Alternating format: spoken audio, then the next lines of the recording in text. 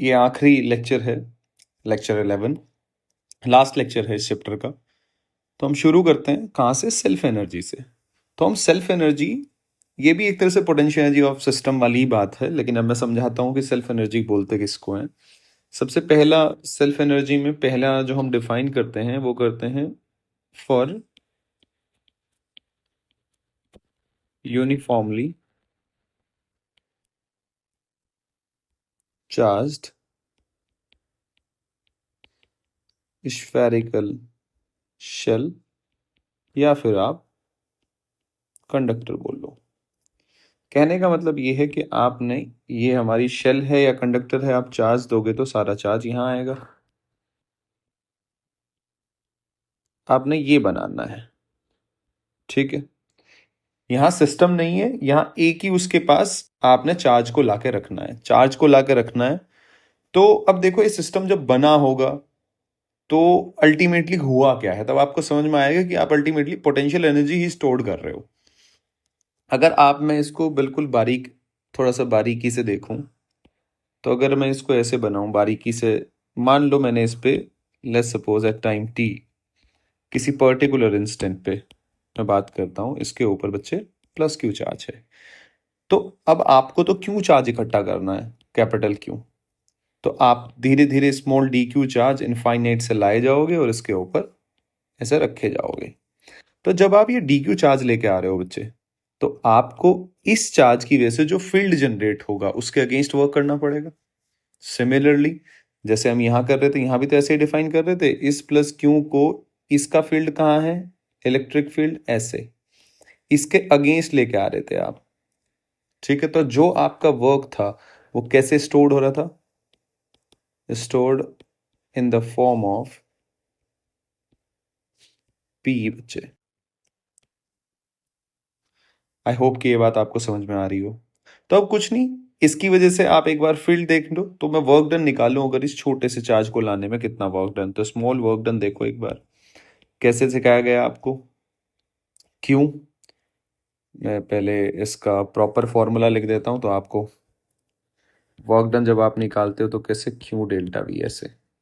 तो आप D W निकाल रहे हो, किस चार्ज को लेके आ रहे हो आप, डी क्यू को, delta W V final minus V initial, ठीक है जी। कहाँ पे लाकर रख रहे हो आप, यहाँ पे। तो डी डब्ल्यू जो वर्क डन होगा, डी क्यू, वी फाइनल कहाँ पे है, जो वी आर है, माइनस ये इनिशियल आप इनफाइनाइट, और इनफाइनाइट पे तो आप एज्यूम क्या करते हो, zero. So D W will be equals to D Q into V R, and this D Q will be equals to K Q by R. Surface पे तो पोटेंशियल यही रहेगा। तो अगर आपको टोटल वर्क निकालना है बेटा, तो टोटल वर्क के लिए आप क्या इंटीग्रेशन करोगे, कितना चार्ज इकट्ठा करना है, K Q by R into D Q. तो ये जब आप इसको निकालोगे तो आपका आंसर आएगा K Q square by two R. इसको बोलते हैं कि भैया इसके पास सेल्फ एनर्जी, या फिर एक तरह से पोटेंशियल एनर्जी, इसको क्या नाम दिया गया, सेल्फ एनर्जी। कि ये आपने जब क्यू चार्ज इकट्ठा किया तो इसके पास जो पोटेंशियल एनर्जी है, ये प्लस क्यू चार्ज आपने इकट्ठा किया, तो इसके पास अपनी, ऑब्वियसली बात है, आपने वर्क किया है तो वो स्टोर्ड किसकी फॉर्म में हुई है, in the form of potential energy. तो वो जो सेल्फ एनर्जी है, यू सेल्फ, वो कितनी है जी, K Q square by to. Clear है? अब सिमिलरली हम अगर सेकंड फॉर यूनिफॉर्मली चार्ज्ड, अगर मैं नॉन कंडक्टिंग स्फीयर की बात करूं,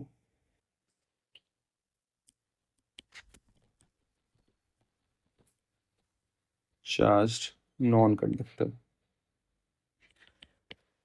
अगर मैं इसके बारे में बात करूं तो ये कुछ ऐसे है। और आपने ये, आप समझ ही गए होंगे मैं क्या कहना चाह रहा हूं।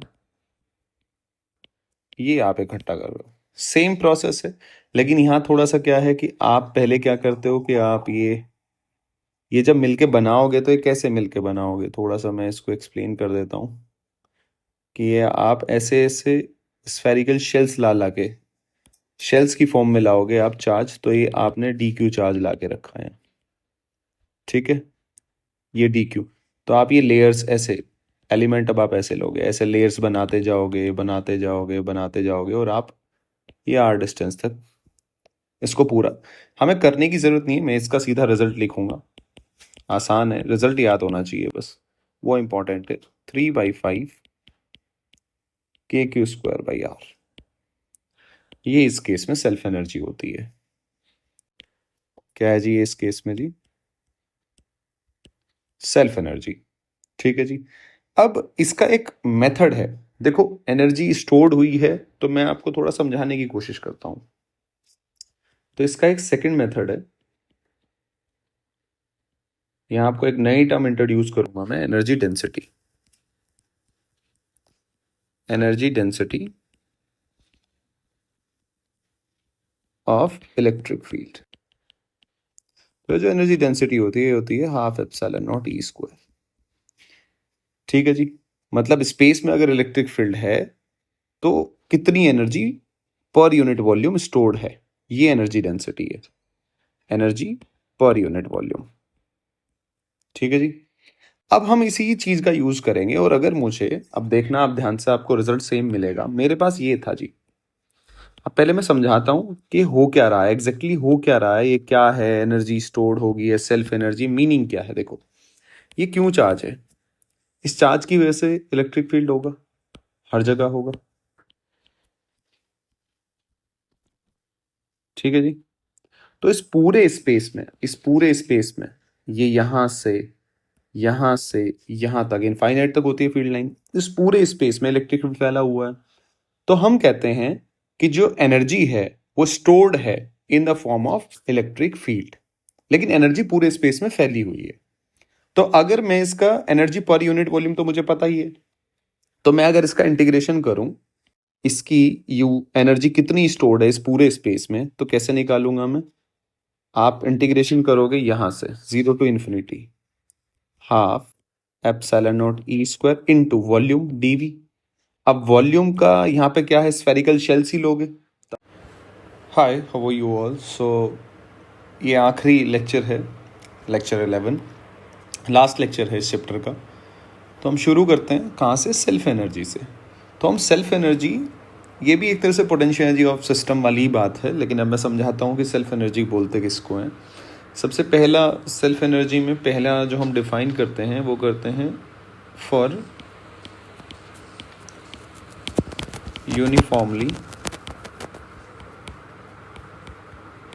चार्ज्ड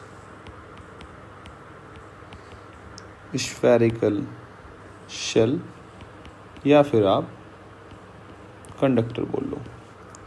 कहने का मतलब ये है कि आपने, ये हमारी शेल है या कंडक्टर है, आप चार्ज दोगे तो सारा चार्ज यहाँ आएगा।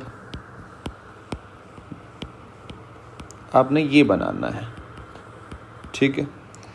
यहाँ सिस्टम नहीं है, यहाँ एक ही उसके पास आपने चार्ज को लाके रखना है, चार्ज को लाके रखना है। तो अब देखो ये सिस्टम जब बना होगा तो अल्टीमेटली हुआ क्या है, तब आपको समझ में आएगा कि आप अल्टीमेटली पोटेंशियल एनर्जी ही स्टोर कर रहे हो। अगर आप, मैं इसको बिल्कुल थोड़ा सा बारीकी से देखूं, तो अगर मैं इसको ऐसे बनाऊं बारीकी से, मान लो मैंने इस पे, let's suppose at time t, किसी पर्टिकुलर इंस्टेंट पे मैं बात करता हूँ, इसके ऊपर बच्चे प्लस क्यू चार्ज है। तो अब आपको तो क्यू चार्ज इकट्ठा करना है, capital Q.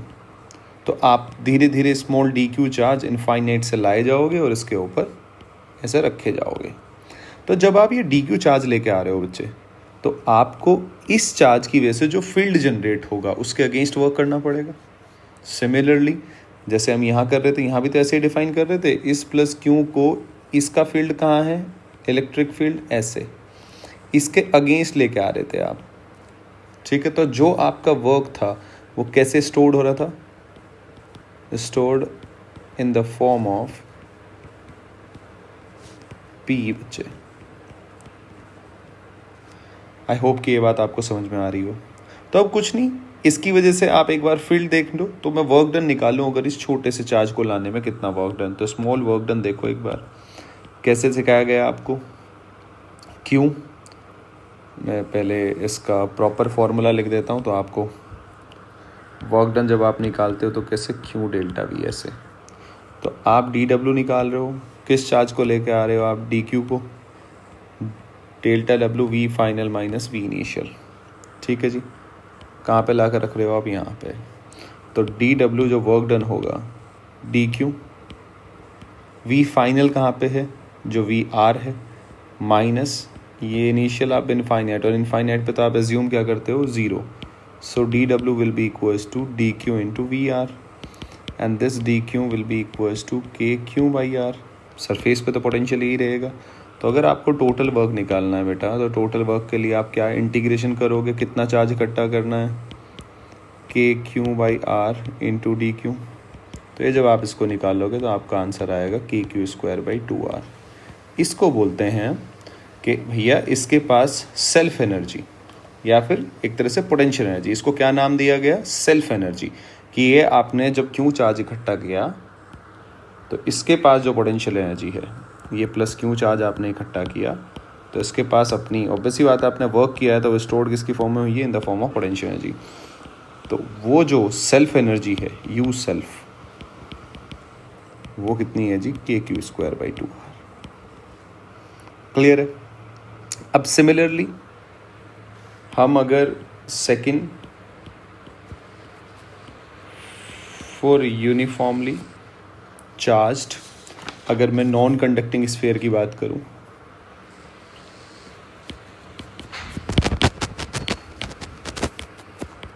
Charged non conductor, अगर मैं इसके बारे में बात करूं तो ये कुछ ऐसे है. और आपने ये, आप समझ ही गए होंगे मैं क्या कहना चाह रहा हूँ. ये आप इकट्ठा कर रहे हो, सेम प्रोसेस है, लेकिन यहाँ थोड़ा सा क्या है कि आप पहले क्या करते हो कि आप ये जब मिलके बनाओगे तो ये कैसे मिलके बनाओगे, थोड़ा सा मैं इसको एक्सप्लेन कर देता हूँ. कि ये आप ऐसे ऐसे स्फेरिकल शेल्स ला के शेल्स की फॉर्म में लाओगे आप चार्ज, तो ये आपने डी क्यू चार्ज ला के रखा है, ठीक है, ये डी क्यू. तो आप ये लेयर्स ऐसे एलिमेंट अब आप ऐसे लोगे, ऐसे लेयर्स बनाते जाओगे बनाते जाओगे बनाते जाओगे, और आप ये आर डिस्टेंस तक इसको पूरा, हमें करने की ज़रूरत नहीं है, मैं इसका सीधा रिजल्ट लिखूँगा, आसान है, रिजल्ट याद होना चाहिए बस, वो इम्पॉर्टेंट है. 3/5 के क्यू स्क्वायर बाई आर, ये इस केस में सेल्फ एनर्जी होती है. क्या है जी ये इस केस में जी, सेल्फ एनर्जी. ठीक है जी. अब इसका एक मेथड है, देखो एनर्जी स्टोर्ड हुई है तो मैं आपको थोड़ा समझाने की कोशिश करता हूँ. तो इसका एक सेकंड मेथड है, यहाँ आपको एक नई टर्म इंट्रोड्यूस करूँगा मैं, energy density. Energy density of electric field. तो जो एनर्जी डेंसिटी होती है half epsilon naught E square. ठीक है जी. मतलब स्पेस में अगर इलेक्ट्रिक फील्ड है तो कितनी energy per unit volume stored है, ये एनर्जी डेंसिटी है, एनर्जी पर यूनिट वॉल्यूम. ठीक है जी. अब हम इसी चीज़ का यूज़ करेंगे, और अगर मुझे, अब देखना आप ध्यान से, आपको रिजल्ट सेम मिलेगा. मेरे पास ये था जी, अब पहले मैं समझाता हूँ कि हो क्या रहा है, एग्जैक्टली हो क्या रहा है, ये क्या है, एनर्जी स्टोर्ड होगी है, सेल्फ एनर्जी, मीनिंग क्या है. देखो ये क्यों चार्ज है, इस चार्ज की वजह से इलेक्ट्रिक फील्ड होगा, हर जगह होगा. ठीक है जी. तो इस पूरे स्पेस में ये यहाँ से यहाँ तक इनफाइनाइट तक होती है फील्ड लाइन, इस पूरे स्पेस में इलेक्ट्रिक फील्ड फैला हुआ है. तो हम कहते हैं कि जो एनर्जी है वो स्टोर्ड है in the form of electric field, लेकिन एनर्जी पूरे स्पेस में फैली हुई है. तो अगर मुझे एनर्जी निकालनी है तो एनर्जी कैसे निकालूंगा, पर यूनिट वॉल्यूम पता है. तो अगर मैं एनर्जी निकालनी है कि इलेक्ट्रिक फील्ड के पास कितनी है, तो मैं ऐसे करूंगा, half epsilon naught E square into volume की मल्टीप्लाई. ठीक है. तो मैं क्या करता हूँ, अब मुझे ये वेरिएबल है, इलेक्ट्रिक फील्ड तो वेरिएबल है, तो मुझे इंटीग्रेशन वगैरह करना पड़ेगा. तो मैं क्या करता हूँ, एक शेल मान लेता हूँ, सीधी सी बात है. मैं कह देता हूँ कि भैया ये शेल है, तो ऐसे करके इंटीग्रेशन करते हैं हम, वही सेम तरीका इंटीग्रेशन का, कि अपन ने ये एक शेल मान लिया. ठीक है जी. तो मैं इस वॉल्यूम में शेल है भाई, पूरे स्पेस में तो ऐसे ही मानना पड़ेगा, स्फेयर स्फेयर, फिर उस स्फेयर को बड़ा करते चले जाओ, तभी तो स्पेस बनेगा पूरा. तो ये आप सिंपल इसको मैंने आर माना और ये अपन का भैया डी आर आ गया। तो अगर मैं वॉल्यूम एलिमेंट लिखूँ तो कितना आएगा, 4 पाई r² डी आर बच्चे। ठीक है, तो अगर मुझे एनर्जी निकालनी है U, all space half epsilon naught E² dV। So U will be equals to, कहाँ से कहाँ तक आप, 0 to इनफाइनाइट, यहाँ से इनफाइनाइट तक गए आप, half epsilon naught E² dV। यहाँ कोई दिक्कत नहीं है, लेकिन आप देखो अंदर इलेक्ट्रिक फील्ड क्या होता है, जीरो। यहाँ अंदर क्या है, इलेक्ट्रिक फील्ड जीरो, और आर के बाद इलेक्ट्रिक फील्ड कितना है, इतना। तो आपको इंटीग्रेशन को दो हिस्सों में तोड़ना पड़ेगा, 0 to r half epsilon naught E² dV और plus r to infinite half epsilon naught E² dV। ये तो क्या आ गया, जीरो, क्योंकि E ही जीरो है। U की वैल्यू क्या आ गई, r to infinite half epsilon not KQ/r²। बाहर इलेक्ट्रिक फील्ड इतना है, dV 4 पाई r² dr। थोड़ा सा इसको सॉल्व करो, r to infinite half epsilon naught into 4 pi इसके साथ ले लो, into K²Q² upon r⁴ into r² dr यहाँ ले लो। एक K से ये कट जाएगा, 1/4 पाई एप्सिलॉन नॉट। तो KQ²/2 बाहर निकाल लो, इंटीग्रेशन r to इनफाइनाइट 1/r² dr। इसको जब आप सोल्व करोगे तो -1/r, r to इनफाइनाइट। तो यहाँ से आपका जो निकल के आएगा बेटा, वो u आपका निकल के आएगा KQ²/2r। तो ये हमारा क्या हो गया जी, सेल्फ एनर्जी। क्या ये रिजल्ट हमारे पुराने वाले रिजल्ट से इजीली मैच कर रहा है? तो अब आप स्पेस की एनर्जी इजीली निकाल सकते हो। अगर आपसे ये भी पूछ लिया जाए, लेट्स सपोज आपसे, अभी सवाल कैसे बनाएगा, सवाल अच्छा सवाल कैसे आएगा आपसे, कि आपसे पूछ ले कि भैया R2 रीजन में, ये देखो सवाल आ गया, आप खुद से कर लेना। ये रीजन है कौन सा, ये प्लस क्यू चार्ज है यहाँ पे, plus plus plus plus plus plus Q. ये आर आपसे पूछ ले कि ये 2R,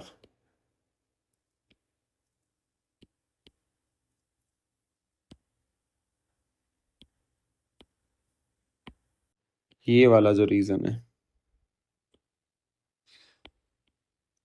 ठीक है जी, इसमें कितनी एनर्जी स्टोर्ड है।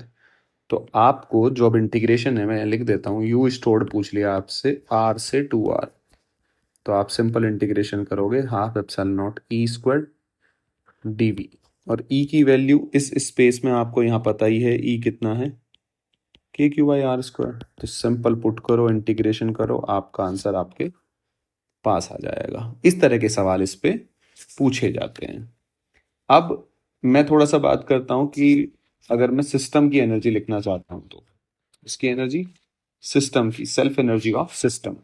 मान लो दो चीजें हैं, कैसे, मैं अगर लिखना चाहता हूं कि सेल्फ एनर्जी ऑफ सिस्टम, मेरे पास, मैंने ये सिस्टम बनाया,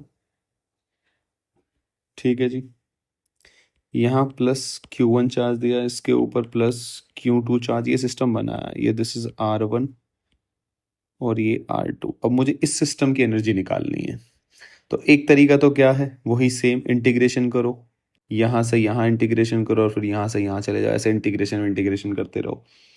या फिर एक नॉर्मल सा तरीका सोचो कि ये बनाया कैसे होगा। बनाया होगा तो u, पहले आपने इसको बनाया होगा, तो इसको KQ1² / 2R1। फिर आपने बाहर वाले को बनाया होगा, KQ2² / 2R2 प्लस। अब जब आप इसको बना रहे होंगे, Q2 पे चार्ज ला के रख रहे होंगे, तो आपने इसके फील्ड के अगेंस्ट भी वर्क किया होगा, आपने इसके अगेंस्ट भी आप ऑलरेडी वर्क कर ही रहे होंगे। क्लियर है? तो आपको क्या लिखना पड़ेगा, इन दोनों की इंटरेक्शन एनर्जी भी लिखनी पड़ेगी, इन दोनों की इंटरेक्शन एनर्जी भी लिखनी पड़ेगी, यानी कि पोटेंशियल एनर्जी। ये आप Q2 ला के रख रहे हो यहाँ, तो इस हर पॉइंट पे अगर आप देखो Q1 की वजह से पोटेंशियल क्या, Q × V। तो ये आपको लिखना पड़ेगा Q2 × V1 plus Q2 into के Q1 बाई ये हो जाएगा R1। ठीक है जी, सॉरी R2। तो ये आपका क्या बना जी, इधर से U will be equals to K Q1 square by 2R1 plus के Q2 square by 2R2 plus के Q1 Q2 बाई R2। ठीक है जी, आप इस तरीके से किसी भी सिस्टम की सेल्फ एनर्जी लिख सकते हो। इंपॉर्टेंट टर्म क्या है, ये इंपॉर्टेंट टर्म है। और ये जब मैं पोटेंशियल एनर्जी, आपने पीछे लेक्चर में देखा होगा, तो मैंने तब भी आपको बताया था कि पोटेंशियल एनर्जी जब आप दो सिस्टम को ऐसे, याद होगा तो आपको Q1 Q2 आपने फील्ड में एक्सटर्नल में ला के रखा था, स्पेशली पढ़ा था Q1 V1 plus Q2 V2 plus के Q1 Q2 बाई R। वहाँ भी हमने ऐसे ही लिखी थी सिस्टम की पोटेंशियल, तो वही सेम तरीका हमने यहाँ फॉलो किया, कोई अलग बात नहीं है। अब लास्ट टॉपिक, इलेक्ट्रोस्टैटिक प्रेशर।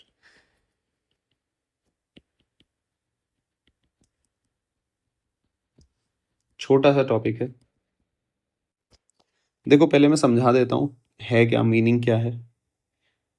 देखो अगर आपने, ये कंडक्टर है, इसको चार्ज दिया, समझते रहना बात को, आपने इसको भैया चार्ज दे दिया ऐसे, और मैं इस छोटे से टुकड़े की बात करूं, इस डी एलिमेंट की बात करूं, तो इस डी एलिमेंट पे सीधी सी बात है, इन सब की वजह से, बाकी रिमेनिंग चार्ज की वजह से इस पे फोर्स लग रहा होगा। क्लियर है भाई, ये वाला, इस वाले हिस्से पे इन सब की वजह से रिपल्सिव फोर्स लग रहा होगा। अभी अगर मैं खाली इसकी बात करूं, इस छोटा सा टुकड़ा ले लूं, तो ये भी इसके ऊपर ऐसे फोर्स लगा रहा होगा, इलेक्ट्रिक फील्ड ऐसे होगा। सिमिलरली यहाँ कोई छोटा सा टुकड़ा ले लूं, यहाँ कोई तो सबकी वजह से होगा, अगर मैं ओवरऑल देखूं तो एक रिपल्सिव फोर्स लग रहा होगा। अब रिपल्सिव फोर्स लग रहा है तो सीधी सी बात है, force upon area, pressure develop होगा। तो मेरा टास्क यहाँ क्या हो जाता है कि ये कंडक्टर है,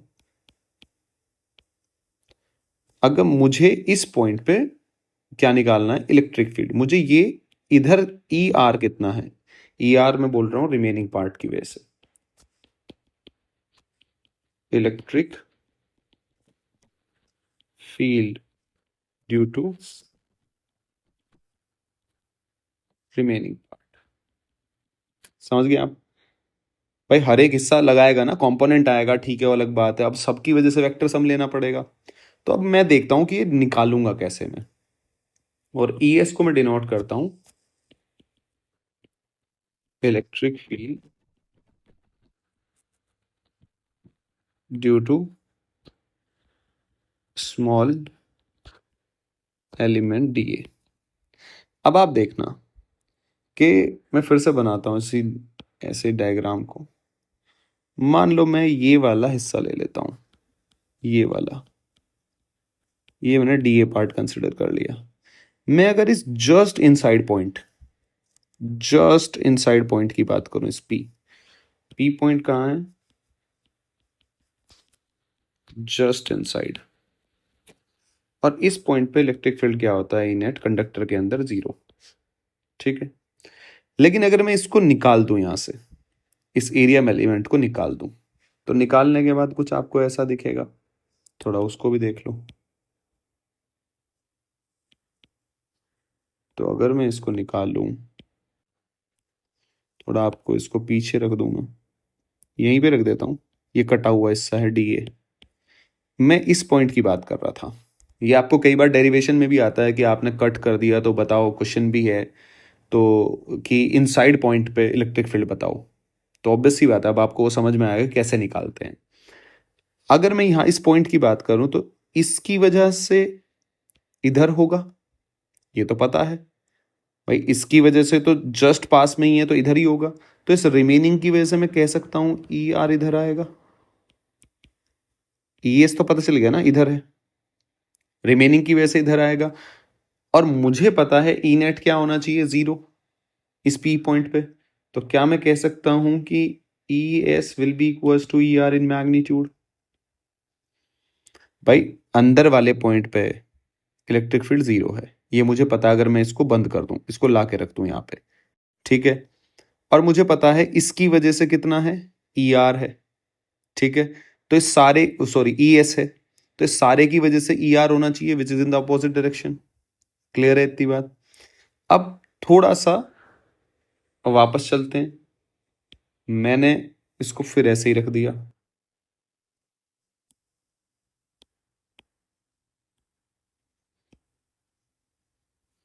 ऐसे ही रख दिया कंडक्टर को।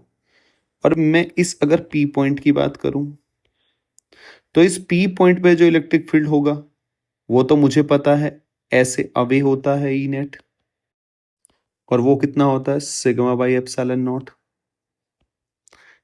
अब मुझे पता है कि जो बाहर होगा वो भी तो दोनों पार्ट की वजह से ही होगा। किसकी वजह से? ई एस कटे हुए की वजह से और रिमेनिंग की वजह से। तो मैं ई नेट को क्या लिख सकता हूँ? Sigma by epsilon not. और ई नेट कितना लिख सकता हूँ मैं? E S plus E R. वही घुमा के बोल दी है बस बात, सिग्मा बाई एप्सिलॉन। अब मुझे पता है दोनों इक्वल है, तो मैं लिख सकता हूँ two E R will be equals to sigma by epsilon naught, यानी कि E R will be equals to sigma by two epsilon. अब मुझे पता चल गया कि इस रिमेनिंग पार्ट की वजह से, इस वाले रिमेनिंग पार्ट की वजह से इस पॉइंट पे जस्ट यहां पे इलेक्ट्रिक फील्ड ऐसे होगा, रिपल्सिव होगा तो फोर्स रिपल्सिव लगेगा, इलेक्ट्रिक फील्ड इधर है तो फोर्स भी इधर ही लगेगा in the direction of field. Positive charge, positive है यहाँ पे डी ए पे चार्ज। तो अब मैं यहां से कह सकता हूं कि अगर आप देखो कि pressure will be equals to force upon area D A. Force क्या है जी? D Q into E R remaining part की वजह से, upon D A, sigma into D A by D A, sigma upon two epsilon naught. तो एक cut हो गया, आ गया sigma square upon two epsilon naught. यहाँ पे सिग्मा क्या है? Local charge density. Local charge density मतलब इस पॉइंट पे जो डेंसिटी है डी एलिमेंट की, डीए की डेंसिटी की बात कर रहे हैं। तो ऐसे करके हम इलेक्ट्रोस्टैटिक प्रेशर निकाल लेते हैं। क्लियर है? यहाँ पे सवाल क्या आता है? सवाल कई बार इस फॉर्म में आ जाता है कि ऐसे करके वो आपसे पूछ लेगा, इसको थोड़ा सा कट कर देगा, ऐसे कट कर दिया, निकाल दिया इसको, ये शेल का हिस्सा निकाल दिया, और जस्ट इस पॉइंट पे इलेक्ट्रिक फील्ड पूछ लेगा, तो उसकी वैल्यू क्या होती है? Sigma by two epsilon not, इस रिमेनिंग पार्ट की वजह से। ऐसे पूछ लेगा आपसे कई बार। ठीक है, तो जस्ट इनसाइड अगर आपने छोटा सा हिस्सा कंडक्टर में कट कर दिया तो जस्ट इनसाइड क्या होता है? Sigma by two epsilon not. कैसे प्रूव किया है मैं फिर से एक्सप्लेन कर देता हूँ, ताकि आप लोगों को थोड़ा समझ में आए और चीज़ें क्लियर रहें। भाई मुझे इस पी पॉइंट पे, अगर मैं पी पॉइंट की बात करूँ, इसको मैं निकाल दूं, ठीक है, तो इस पी पॉइंट पे इसकी वजह से और इस रिमेनिंग की वजह से मिलके जीरो आ रहा होगा। भाई सुपरपोजिशन सोचो ना आप, इसका मिलकर रेड वाले का मिलकर इस ब्लैक वाले का मिलकर पी पॉइंट पे जीरो है, क्योंकि मुझे ये पहले से ही पता है अंदर तो इलेक्ट्रिक फील्ड जीरो ही होना है। तो डीए की वजह से मुझे पता ही है भाई, इस वाले, इस अगर मैं इतने हिस्से की बात करूं तो इसकी वजह से तो फील्ड मुझे पता ही है सिग्मा वाई कितना होता है? एप्सिलॉन नॉट, मुझे ऑलरेडी पता है। क्लियर? भाई आप इसको ऐसे भी ना सोचो, तो इसको ऐसे सोच लो जैसे मैंने ये, भाई यहाँ पे आप सिंपल सोचो इस बात को। अगर पी पॉइंट पे इलेक्ट्रिक फील्ड जीरो आना है, ई नेट जीरो लिख दिया मैंने, तो सीधी सी बात है इसकी वजह से जो भी फील्ड होगा वो इधर होगा, और इस रिमेनिंग की वजह से फील्ड इधर होगा। ठीक है, और दोनों को इक्वल और अपोजिट होना पड़ेगा, तभी ये जीरो आएगा। ठीक है, सेम चीज लिखी मैंने। अब मुझे पता है अगर मैं इसको बंद कर देता हूं, बंद करने के बाद जस्ट आउटसाइड पॉइंट की अगर मैं बात करूं, तो इलेक्ट्रिक फील्ड कितना होता है? Sigma by epsilon naught. अगर sigma by epsilon naught E net बाहर है, तो ये भी तो इन दोनों का मिलके ही होगा, वही लिखा मैंने। अब मुझे पता है दोनों इक्वल हैं, वैल्यू रख दी sigma by two epsilon naught. तो यानी कि ई एस और ई आर दोनों क्या आएंगे? Sigma by two epsilon naught. अगर वो आपसे कटे हुए हिस्से की वजह से पूछता है जस्ट आउटसाइड, तब भी कितना होगा, या जस्ट इनसाइड तब भी sigma by two epsilon naught. तो इस तरीके से इन दोनों सवालों के आपको जवाब देने हैं। तो अब हम नेक्स्ट जो टॉपिक शुरू करेंगे नेक्स्ट लेक्चर में, नेक्स्ट हम जो शुरू करने वाले हैं वो करेंगे हम करंट इलेक्ट्रिसिटी। अच्छा चैप्टर है, उसके बाद हम कैपेसिटर शुरू करेंगे।